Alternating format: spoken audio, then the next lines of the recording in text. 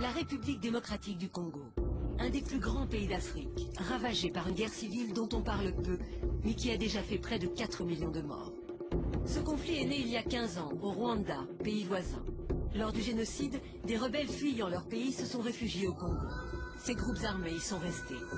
Et pour financer leur guerre en RDC, ils contrôlent illégalement la production d'un minerai rare et très cher, le coltan. C'est ici, au nord du Congo, dans le Kivu, que se concentrent la plupart des mines de coltan. Sans lui, nos téléphones portables ne pourraient pas fonctionner. L'exploitation emploie des hommes, des femmes, mais aussi des enfants qui travaillent sans aucune sécurité. C'est à ces derniers que Tiber Dounia consacre sa vie. Il se bat pour faire sortir ses gamins de la mine.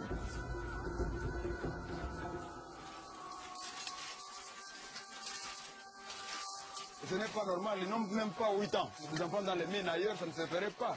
Les enfants sont à l'école ailleurs. Je m'appelle Bahati. J'ai perdu mes parents. Mon père et ma mère ont été tués et maintenant je vis chez ma tante. Ici c'est dur, c'est sale, je souffre beaucoup.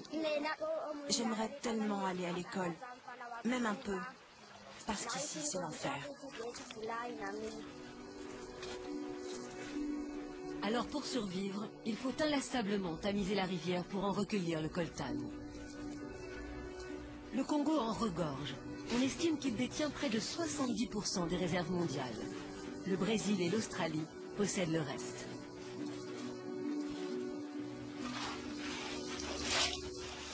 Voilà comment ils travaillent. Un pays qui a le sous-sol le plus riche du monde. Il y a le coltan, il y a la castérite, il y a le wolfram, il y a le niobium. Tout cela profite seulement à l'étranger. Et rien en retour pour les populations qui travaillent comme ça aussi durement. Le précieux minerai est 2 à 3 fois plus rentable que l'or et peut être négocié jusqu'à 50 000 € le kilo sur les marchés internationaux. Ici, pas de machine, pas de pompe à eau. Les galeries creusées à flanc de colline ne sont pas étayées. Pourtant, les boyaux s'enfoncent à plus de 60 mètres sous terre. 4 mineurs se relaient en permanence et vont toutes les heures respirer à la surface. Ici c'est dangereux, surtout quand il pleut. Si la galerie s'écroule, on peut mourir enseveli sous la terre et personne ne viendra nous sauver. Mais pour faire vivre ma famille, je suis obligé de travailler. Et je n'ai pas le choix.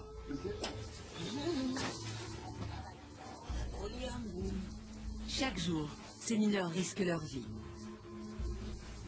Leur salaire, moins de 3 € par jour.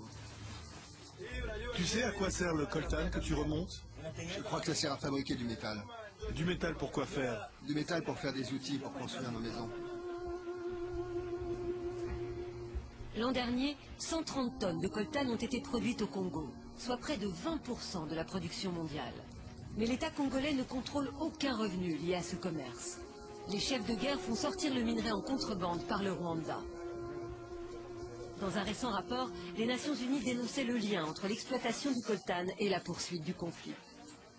Tant qu'on achètera des minéraux du Congo, il y aura toujours cette situation de guerre.